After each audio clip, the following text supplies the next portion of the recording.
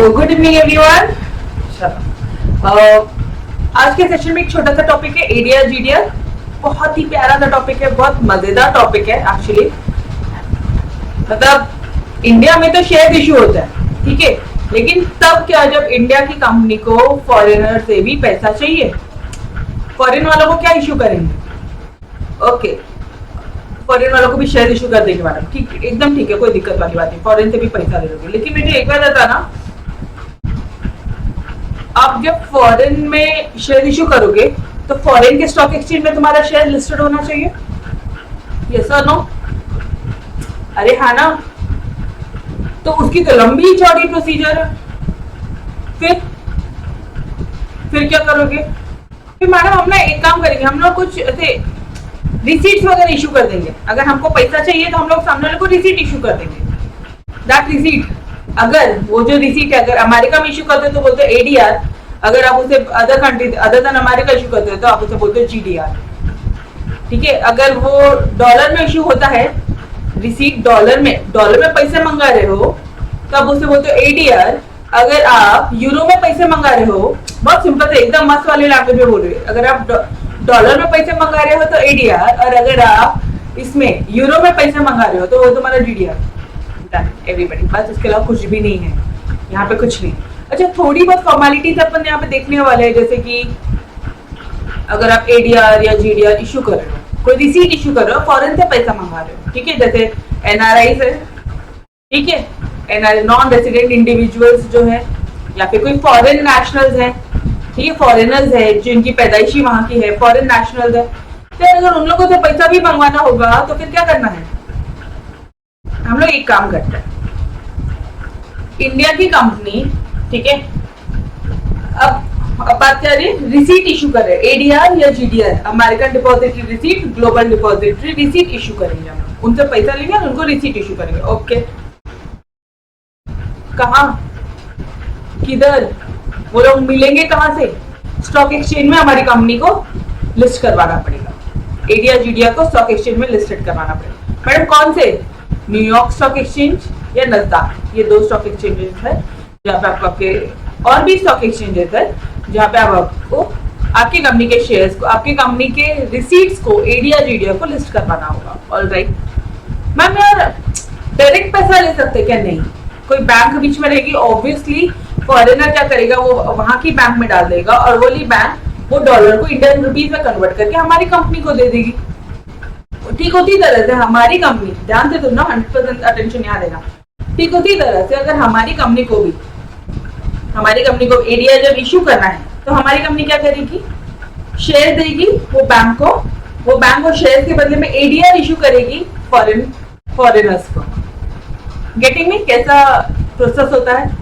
Ma'am अगर dividend देना तो कुछ नहीं, हमारी कंपनी, ये जो बैंक है यहाँ पे, ठीक है, ये बैंक में डिपॉजिट कर देगी पैसा, डिविडेंड का पैसा डिपॉजिट कर देगी। अरे यार शेयर दिया है, फोकट में तो नहीं दिया है, डिविडेंड लोगे, यस और नो?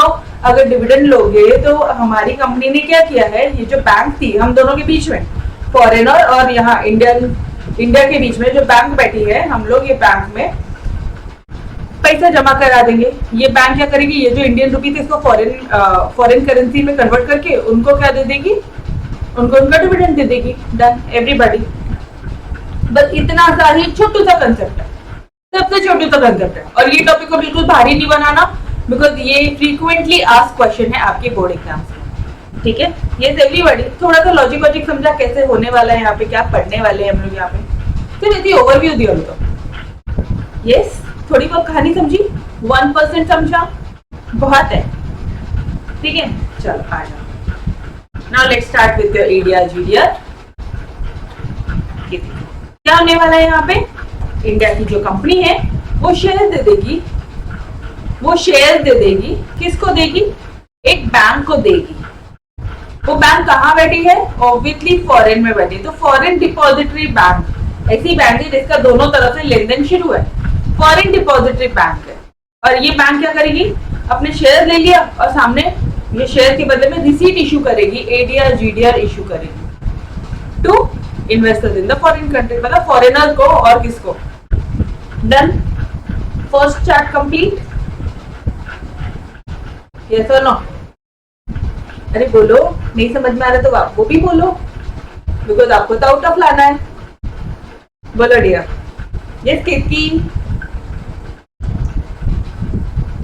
केतकी, अदिति, सिद्धार्थ, सानिया, रुचा, सानिया, दोनों सानिया, बोलो बेटो।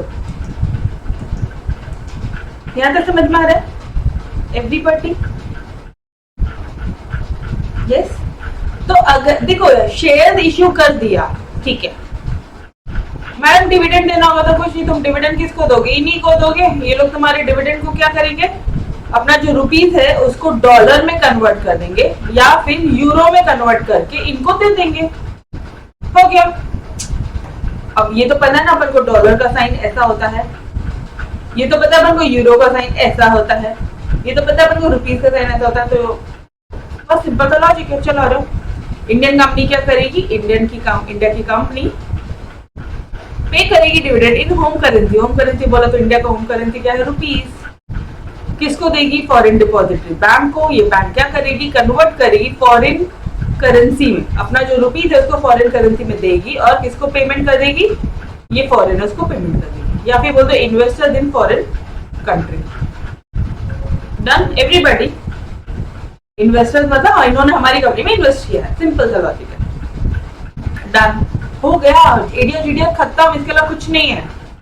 ठीक है, अब थोड़ा सा बेसिक लॉजिक्स है कि एडीआर क्या होता है। अमेरिका, ठीक है, अगर अमेरिका ये डॉलर वाले कौन लोग रहेंगे, अमेरिका के लोग रहेंगे, यूएसए के लोग रहेंगे, यस, और ये यूरोप के रहेंगे। चलो आ जाओ। अब रामायण कहानी कैसे लिखनी है, हम हमारे शेयर से शुरू करके उनके एडीआर जीडीआर और उनके डिविडेंड में जाके एंड अप करेंगे। ओके ठीक है, लॉजिकली एग्जामिनर को सब बताएंगे कि देखो हमारे इंडिया में क्या होता है, जो शेयर होता है पब्लिक कंपनी के वो लिस्टेड किया जाता है स्टॉक एक्सचेंज में, जैसे कि बीएससी और एनएससी में। ठीक है, with the adoption of LPG, liberalization, privatization, globalization, या फिर बोल दो free economic policy and globalisation, कुछ इंडिया की कंपनी को क्या पड़ा, जरूरत आ पड़ी फॉरेन इन्वेस्टमेंट्स की, फॉरेन से भी पैसे मंगाने की। तो उन्होंने क्या किया, उन्होंने अपने जो देखो सब Indian company share are also listed on foreign stock exchange में, जैसे कि NYSE, जैसे कि नस्डा। तो फुल फॉर्म बाद में देखेंगे। अभी इंडिया की कंपनी किसमें कहां पे लिस्टेड होती है, बीएससी एनएससी। लेकिन कुछ इंडिया की कंपनी को फॉरेन से पैसे मंगवाने की जरूरत आ पड़ी तो वो लोग कहां लिस्टेड होते हैं, New York stock exchange and Nasdaq. Done everybody. ये 2 पॉइंट्स क्लियर है क्या सभी को, ये 2 पॉइंट्स क्लियर है? अरे बोलो यस और नो। थर्ड, ठीक है, अच्छा शेयर डायरेक्टली लिस्ट नहीं करवा रहे। शेयर अगर लिस्ट करवानी है ये स्टॉक एक्सचेंज में तो company has to comply with the policies of those stock exchange. वो स्टॉक एक्सचेंज की पॉलिसीज कंप्लाई करनी पड़ेगी। आपको पता है इंडिया की कंपनी को जो शेयर ये बीएससी एनएससी में लिस्ट करवाने होता है ना, बहुत सारी पॉलिसीज है, बहुत सारी, मतलब कुछ मैं आपको बताती हूँ, आप बोलोगे यार मैडम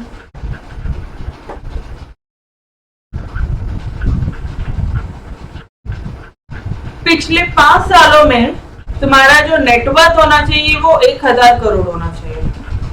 ठीक है, अगर तुम्हारी कंपनी ने नाम चेंज किया है पिछले 1 साल में तो 50% ऑफ द प्रॉफिट्स आपको ये साल में आना चाहिए। मतलब ऐसे ऐसे कंप्लायंसेस है ना, फिर असेट्स आपकी इतनी होनी चाहिए, फिर आपके टर्नओवर इतना होना चाहिए। मतलब ऐसे करोड़ों करोड़ों में असेट्स, करोड़ों में टर्नओवर, करोड़ों में नेटवर्थ मांगते हैं, करोड़ों में प्रॉफिट मांगता है। यार इंडिया की कंपनी को इंडिया के स्टॉक एक्सचेंज में लिस्ट कराने का अगर इतना बड़ा प्रोसीजर है तो थोड़ा सा इमेजिन कर लो फॉरेन की इंडिया के शेयर को फॉरेन के स्टॉक एक्सचेंज में लिस्ट करवाने का कितना बड़ा प्रोसीजर होगा। यस और नो? यस एवरीबॉडी, ये बात मानते हो? ये बात मानते हैं हम, भारी प्रोसीजर होगा। इंडिया के स्टॉक एक्सचेंज में लिस्ट करवाने का इतना सारा प्रोसीजर है तो फॉरेनर में भी, फॉरेन कंपनीज को foreign stock exchange, sorry India की कंपनी को फॉरेन स्टॉक एक्सचेंज में लिस्ट करवाने का भी बहुत बड़ा चौड़ा प्रोसीजर होगा। यस और नो? तो अब थोड़ा ध्यान देना। तो लिस्ट द शेयर्स, अब यहाँ पे ना हम लोग यहाँ पे कंप्लेन कर रहे हैं उनको। देखो to list the share of these on this stock exchange, company को बहुत सारी पॉलिसीज अप्लाई करनी होती है वो स्टॉक एक्सचेंजेस की ऑन दो स्टॉक एक्सचेंज, ठीक है। और ये जो उनके जो स्टॉक एक्सचेंजेस है उनकी जो पॉलिसीज है वो डिफरेंट होती है हमारे इंडियन स्टॉक एक्सचेंजेस की पॉलिसी थी। यहाँ पे हम लोग सिर्फ कंप्लेन कर रहे हैं, उनको बता रहे क्या ओरिजिनलिटी है, क्यों रिसीट की जरूरत आन पड़ी, क्यों शेयर डायरेक्टली नहीं लिस्ट करते, रिसीट लिस्ट करते तो शेयर भी लिस्ट कर दो, शेयर लिस्ट करोगे तो लंबा चौड़ा प्रोसीजर है, बहुत सारी पॉलिसीज कंप्लाई करने हैं, लेकिन एडीआर जीडीआर इशू करोगे तो इतना ज्यादा पॉलिसीज कंप्लाई नहीं है, ठीक है।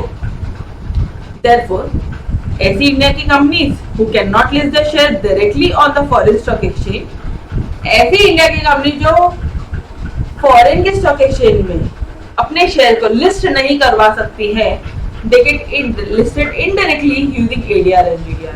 क्यों? क्योंकि उनकी रिसीट लिस्टेड है, वो इनडायरेक्टली अपने आप को लिस्टेड करवाते हैं एक अमेरिकन डिपॉजिटरी रिसीट इशू करके, ग्लोबल डिपॉजिटरी रिसीट इशू करके। Is this point clear? तो कहना चाहिए ये जो 3 पॉइंट है कुछ एक जैसे है।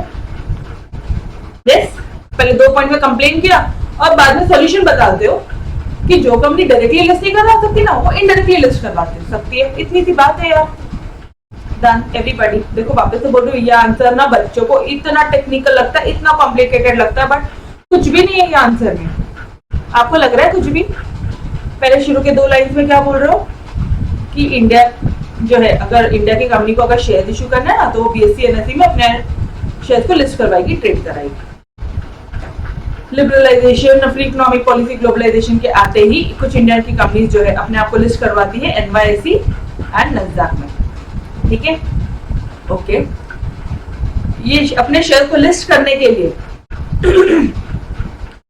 इंडियन की कंपनी को उनके स्टॉक एक्सचेंजेस की बहुत सारी policies and procedures they need to follow, और उनकी जो पॉलिसी है ऑब्वियसली बहुत डिफरेंट होती है हमारे इंडिया के स्टॉक एक्सचेंज से। तो ऐसी कंपनी जो अपने शेयर को लिस्ट नहीं करवा सकती डायरेक्टली, वो इनडायरेक्टली लिस्ट करवाती है by way of issuing ADR and GDR. Done done with the concept, तोड़ विद द कांसेप्ट। अरे बोलो ना, तोड़ बोलो, क्यों ऐसे हिचकी जाते हो? यहाँ तक लर्न हुआ मेरे साथ साथ एवरीबॉडी? यस, स्टोरी में चल रहा है सिंपल सा पार्ट, पक्का? यस ना। अभी एडीआर, अब रामायण कहानी करनी है। एडीआर क्या होता है? A dollar denominated instrument traded in USA. GDR क्या होता है? जीडीआर होता है यूरो डिनोमिनेटेड इंस्ट्रूमेंट होता है जो कि traded in Europe stock exchange. Simple सी लॉजिक है, ठीक है। एडीआर अमेरिका तो डॉलर में होगा, जीडीआर ग्लोब में यूरो चलता है। ये लो ना। अब यहाँ पे तो प्रोसीजर बताओगे उनको, क्या प्रोसीजर है कि इंडिया की कंपनी क्या करती है? शेयर इशू करती है कि इंटरमीडियरी को एक बीच में बैठा है। कौन बैठा है? एक डिपॉजिटरी बैठी है जहां पे आप सारी चीजें डिपॉजिट्स करते हो। एक डिपॉजिटरी बैंक है। कौन कौन डिपॉजिटरी एक्ट करता है? जैसे कि bank of New York, Citigroup etcetera, they act as foreign depository bank, क्योंकि ये बैंक फॉरेन में भी है और इंडिया में भी है। तो ये बैंक क्या एक्ट करती है? Depository, foreign depository bank act करती है, ठीक है। दिस डिपॉजिटरी, ये बैंक क्या इशू करती है? हमसे पैसा ले लेगी और क्या इशू करेगी? उधर एडीआर और जीडीआर इशू करेगी अमेरिका में।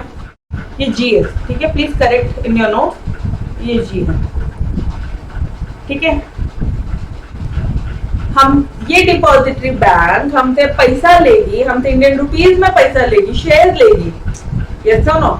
ये हमसे शेयर ले लेगी और फॉरेन में क्या इशू करेगी? ADR and GDR to investors against this shares. ये शेयर्स के बदले में वो एडीआर जीडीआर इशू करेगी, ठीक है। The ADR GDR represent fix number of shares, fix number of shares represent करते हैं। They are then sold to people in foreign country. They are traded like regular shares. ये listed होते हैं stock exchange में। इनकी prices भी demand and supply के basis पे होती है। अब इसमें क्या था यार? कुछ भी नहीं है। एक बार वापस से शुरू से पूरे सातों के सातों पॉइंट वापस से।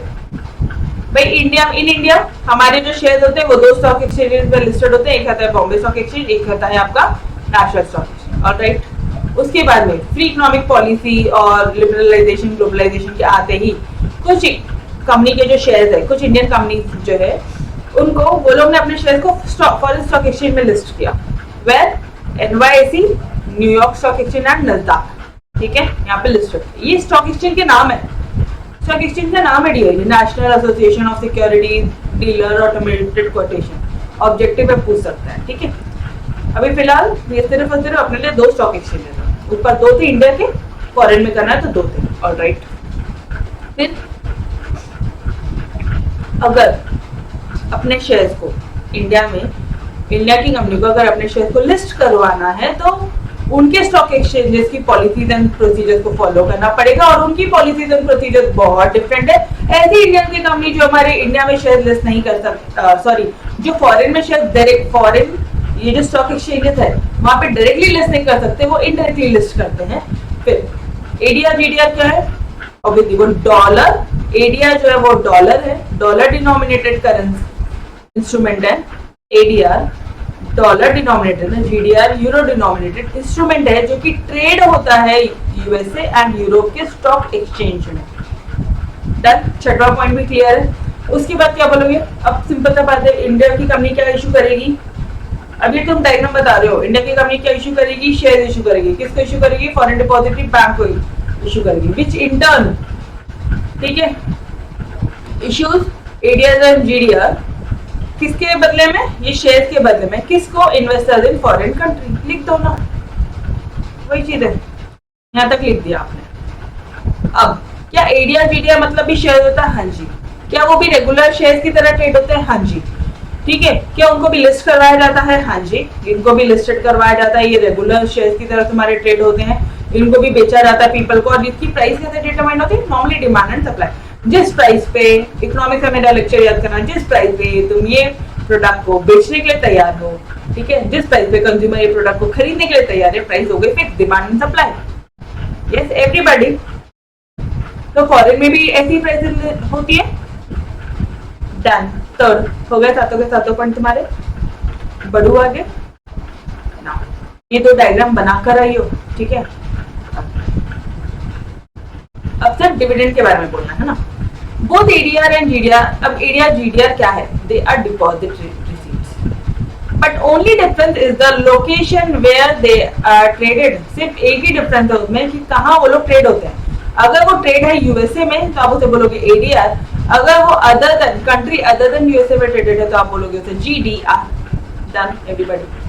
अरे यार ADR GDR क्या है, वो एक डिपॉजिटरी रिसीट्स है, ठीक है। अगर तुम्हारा जो कंट्री है का जो क्या बोलोगे आप, रिसीट्स है, शेयर है, वो अगर लिस्ट हो रहे हैं आपके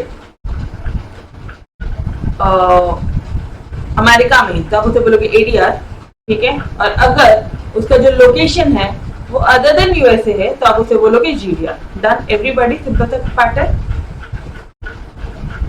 नाउ NRI अब कौन खरीदेगा, ऑब्वियसली जो नॉन रेसिडेंट इंडियंस है, जो फॉरेन नेशनल्स है, जो बाहर की कंट्री में बैठे हैं, वही हमारी कंट्री में इन्वेस्ट करेंगे पैसा bye purchasing ADR GDR। They can buy ADR GDR using the regular equity trading account, जो भी उनका ट्रेडिंग अकाउंट होता है वैसे ही परचेज करेंगे वो लोग।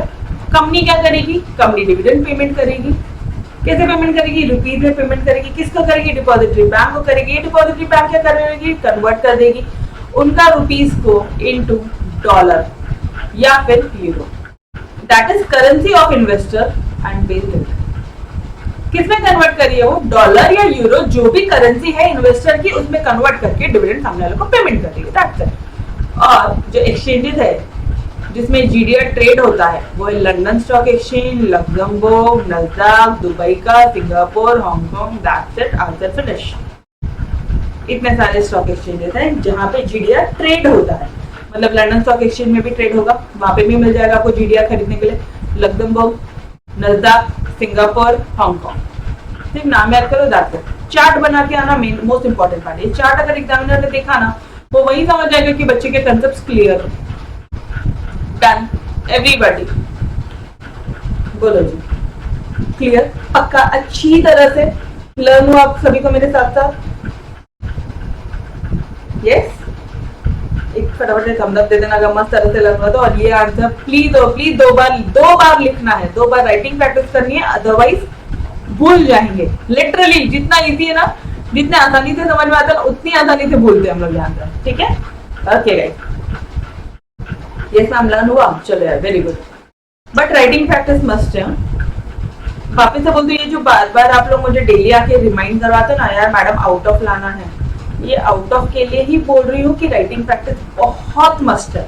लर्न करवाना, समझाना, दो चीजें तुम्हारी मेरे साथ होती है, तीसरी चीजें भी होती है, रिवीजन भी हो जाती है अपनी मेरे साथ। बट अगर उसके बाद में भी राइटिंग प्रैक्टिस नहीं कर रहे हो फिर दिक्कत वाली बात है, ठीक है। Everyone please request to you all, अगर ये लाना है तो थोड़ी तो एफर्ट आपके साइड से लगेगा, सारे एफर्ट हम ही कर देंगे ऐसा नहीं होगा, ठीक है। टेस्ट सीरीज वगैरह भी देना है आपको, और वो टेस्ट सीरीज में आधा मार्क भी कटने की गुंजाइश नहीं होनी चाहिए, इतनी तौर तरह से प्रिपेयर करना। देखो डेली बेसिस पे जब हम लोग अपना संडे टेस्ट फिक्स होता है, यस एवरीवन, संडे अपन टेस्ट सीरीज लेते हैं जो चैप्टर फिनिश हो उसकी। तो जैसे आज सिर्फ एडीआर जीडीआर हुआ, तो आज इस एडीआर जीडीआर को 2 बार लर्न कर लो ना लिख लिख के, ठीक है। उसके बाद क्या रहेगा आपको, कल नेक्स्ट टॉपिक रहेगा, 2 बार लिख लिख के वो भी लर्न हो जाएगा। तीसरे दिन मैं आऊंगी वापस से पूरा रिवाइज करवाऊंगी, वो पूरा रिवाइज भी हो जाएगा। चौथे दिन ये लर्न करोगे, ऐसे ही करते करते आपका पूरा संडे तक पूरा चैप्टर फिनिश हो जाएगा यार, और बहुत मस्त तरह से होगा कि आप टाइमली पेपर फिनिश करो, ठीक है। ओके चलो, it depends upon you, but बोलना मेरा काम था, हर दिन बोलने वाली हूँ मैं। जिस तरह से तुम मेरे से एक्सपेक्ट कर रहे हो कि मैडम आउट ऑफ लाना, हर दिन आके मैं यही बोलने वाली हूँ कि यार राइटिंग प्रैक्टिस करो। 11th-12th है, कोई बहुत बड़ा अपन नहीं पहुंच गए, बहुत बड़े लेवल पे नहीं पहुंचे कि राइटिंग प्रैक्टिस नहीं करेंगे। इनफैक्ट आपको मैं बोलूं, सीए सीएस जो सीए में बच्चे वहां पे 3-3 बार लिख लिख के पढ़ते, 3-3 बार, पता है जितना बड़ा लेवल उतने डाउन टू अर्थ हो जाते, उतने अपन को अपनी औकात मालूम पड़ जाती है, बिकॉज इंस्टीट्यूट फेल बहुत बार करती है। तो नौबती मत आने दो ना, आप यहीं से ही शुरू करो ना अच्छी तरह से, ठीक है। इज एवरीवन ऑलराइट, चलो तो we will stop till here. इसके आगे का अपन कल कंटिन्यू करते हैं। होमवर्क दिया है मैंने आपको, राइटिंग प्रैक्टिस करनी है मिनिमम 2 टाइम, बिकॉज ये आंसर लर्न नहीं होगा, ठीक है। तो bye everyone, bye bye guys, take care, खुदा हाफिज, बाय बाय।